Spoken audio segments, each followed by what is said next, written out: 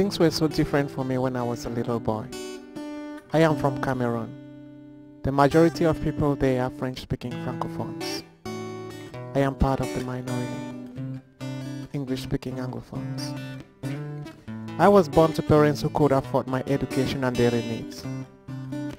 So I could not understand the discrimination that most of my English-speaking brothers faced.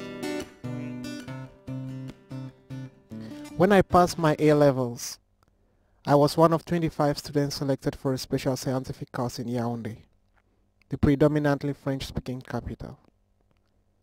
My primary and secondary education was in English, but now I sat in a university class, listening to lectures in French. I was even expected to write my exams in French because the francophone lecturers could not understand English. It was 11 a.m. I was sitting in the exam hall writing my maths paper. The load of work, the lack of time, the biased nature of the lecturers. I couldn't stop thinking about it. I couldn't stand it. I decided to leave for South Africa. I thought things would be better there. They had struggled through apartheid to freedom and democracy. Maybe they still had social problems. But how could it be as bad as it was in Cameroon?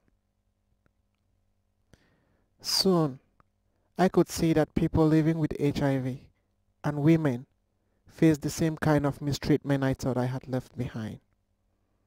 How can someone's state of health, biological sex, or native language mean they should be classified as weak or subjected to violence? These examples are just a grain of sand. So I joined men as partners and began teaching other people to challenge injustice. The situation in my country hasn't really changed much.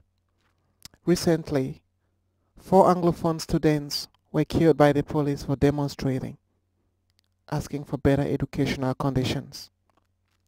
One of them was my friend. They must have felt so helpless, just like I did that day in school.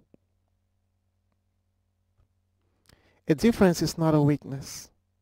It's time we regard our differences not as a ground for discrimination and violence, but as a call for understanding and connection.